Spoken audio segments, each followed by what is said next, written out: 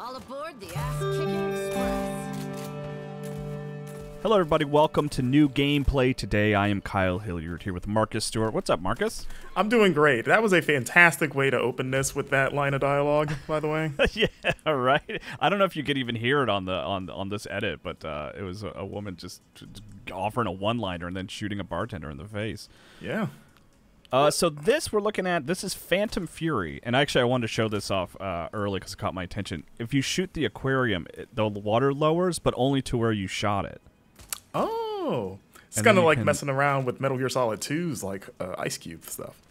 Yeah, and it's one of those things that I honestly, and like here, then you could do that too. I like that. It's one of those things that like I bet like, you know, Call of Duty probably has those physics in the game, but I just never take note of them.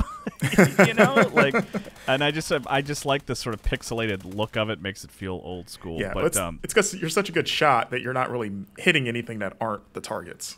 Oh well, that's not that. Thank you. That's very nice of you to say, but is a lie. I can't believe you would lie to my face, Marcus. But yeah, this is Phantom Fury, which kind of just came out of nowhere. Marcus, we work here at Game Informer, and you probably run into this a lot too, where you'll just get a press release for some random game, and I try to look at as many as I can. We get a lot, so I can't look at all of them, but I always try to check out just at least the trailer that they send along, and this is one that I looked at, and it got my attention because I just like the look of it.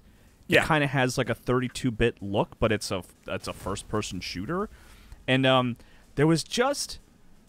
Ultimately playing it, this didn't really come across, so don't misinterpret this as me recommending it this way, but like in trailer form, I was like, this kind of reminds me of like the original Half-Life. Like it looks inspired by the original Half-Life. And it's really more of what we've kind of come to call as like a boomer shooter, like more inspired by like the Doom style of shooting, I think, than the Half-Life style of shooting. Yeah. But I played through this demo, and I enjoyed it. It's a cool indie first-person shooter. Okay, how's the shooting feel? I was going to ask if it was in the boomer shooter category or if it was going for more like a modern shooter with just like a retro look. But how's the shooting? Does it feel pretty good? Hold on, Marcus. I just need to buy 1,000 sodas real quick. Okay, yeah. No. I hope you got what you wanted. Yeah, it's one of those things where it's like you kind of maybe I'm the only one that does this. I don't know, but like I start a shooter, and it really comes down to like, can I look down the sights? Oh, what's up? I'm sorry, you have futuristic weapons, but you have a bomb that you have to manually light the fuse of. Yeah, it's good stuff. But it kind of always comes down to me in its sort of simplified form is like, do I look down the sights or not? Right? Is this a shooter where I look down the sights to aim? Or is it one where I just shoot with reckless abandon? And this is the latter. There is no aim down sights, at least on any of the weapons I could find. Maybe there's like a sniper rifle you can get or something later. But that guy's no ticket. He's not going to be in the sequel. No. But it's very much like a just aim and shoot kind of shooter, and it feels good. It's fast, you know. The way the demo is structured is you're given like 6 weapons to start with, so it was a matter of me finding which one I enjoyed the most, and perhaps unsurprisingly for this style of game, it was the shotgun. You know, it's like it's fun to really just try to get up close to people and, you know, blow them up. Nice. So this is on. I assume this is on Steam. This demo, right? Yes. I actually don't know if the demo is going to be publicly available. I mean, it probably is. Maybe even right now you could go play it yourself. But yeah, the game has like on Steam. It has a release date of 2023, which is always kind of that vague. Like, so it's coming out this year, I guess, but they don't really have an exact release date yet or anything. I'm sorry. I wanted to pull up that email that reached out to me initially to see if there was some kind of release window. Oh yeah, I don't know. This is like you come into this room. There's these weird like zombie things, alien resurrection people, and then I got this new weapon here, which is pretty cool. Oh, they have to keep it cold so it wouldn't spoil. That's right. I guess. Yeah, I don't know. I'm like shooting ice, like a flamethrower, but ice. Yeah, I was gonna say, what are you shooting? Like frost? But yeah, the sort of stronger characters that use that weapon against me, the couple of times I think I encounter them in this footage, I I was not a fan. I don't like fighting them. They're difficult. So it was nice to be on the other side of it. Yeah, you're doing pretty good right now. So do you have a sense for what the premise of the story is at all from the demo? It's described as like what do they call it? Let's see. So you're playing as Shelly Harrison is the protagonist that you're playing as, and she has a robot arm, which I actually ended up not using very much in the game because it's like a melee attack. Okay, and was that your stick that you were just holding for a second there? Yeah, you have that, but then there's also like an attack that you can use to just like punch people. Okay. Which I just didn't find very useful. So I ended up not using it very much. But you can like upgrade it, I found, and make it stronger. But so she's like, she has a robot arm, Shelly Harrison, and it's they call it a highly interactive mix of first-person action and road movie adventure. Road movie? Yeah, I'm not quite sure what that means. Good glass physics there. I was happy with that. Yeah, just trying to figure out a road movie. I think of it like a road trip, but I've never heard that term for like a movie genre. Unless they mean like Mad Max or something. Uh-oh, I almost got hit by my own bomb. I almost feel like Mad Max at this point is like just the name of that genre. It's like it's a Mad Max. Yeah, thing, right. Post-apocalyptic car stuff. Apocalyptic. Yeah. Let's see. So, and she is trying to save mankind apparently. Okay. Thank you for that. Fighting I thank her for treacherous soldiers and vile mutants, all while trying to save mankind. Okay. Oh, I see your robot arm now. I was trying to see what hand it was, but okay. So yeah, it's a right hand. Yeah. A nice little Winter Soldier thing going on there. Yeah, exactly. But yeah, the goal of this, I guess, it's like I don't have all these details of like, is this a mission from the game? Is this just a standalone demo that they made? Right. But assuming that it's like a mission. By the way, I'm buying sodas not for just because it's fun. I'm trying to catch the names. One of them was called Cocoa Demon, and I was gonna say like that's. I think you should get that one. Is that that must be like a Doom reference, right? Isn't that like oh my god, how many bullets are in that revolver? I like the way that looks. That is not a 6-shooter. That is a I like how she just 17. Like, shoves a bunch in there too. She's like, yeah, they'll sort themselves out. Yeah, don't get into a duel with her.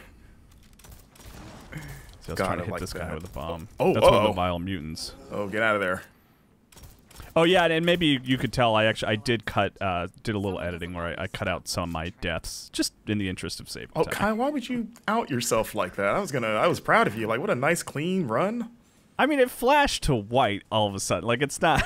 I don't have context for that. I haven't seen this. I don't know what that means. That's true.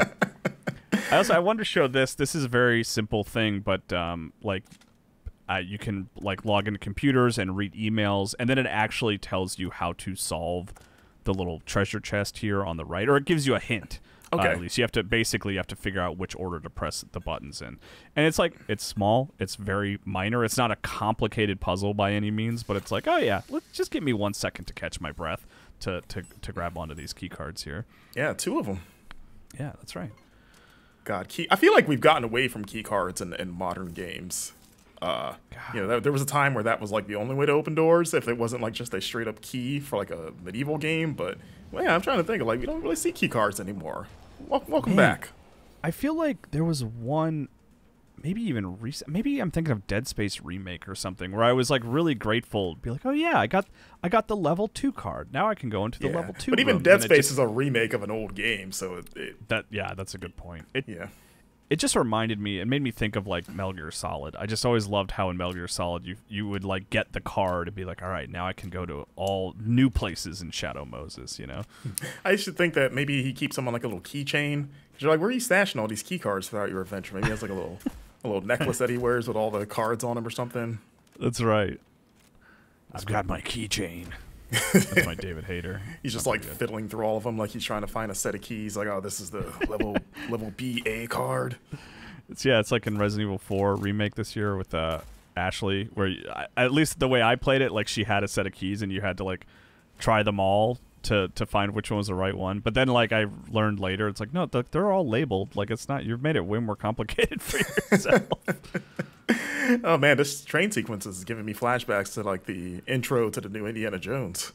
Just need which is all I've seen of it because I haven't finished watching it. I started it and I got distracted. I was saying, did you already check out? Like, I don't need to see any more of this. No, I want to keep watching it. I just was like, I got to do something else. I'll watch this later. Gotcha. This is exactly what happens in the intro, everybody. Don't look it up, but this is pretty much what happens in Indiana Jones. The new Indiana Jones. Yeah, he gets on a little turret, takes out a helicopter in 1940-something.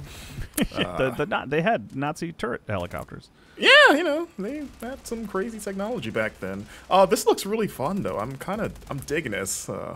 Yeah, I mean, it's like my big sort of takeaway was like the shooting is like it's not doing anything exceptional or new, but that's kind of its goal, right? Like it's a throwback shooter. Yeah, it's kind of scratching an itch. Yeah, so like I don't fault it for that or anything, but I just like the look of it. I like the sort of visual aesthetic.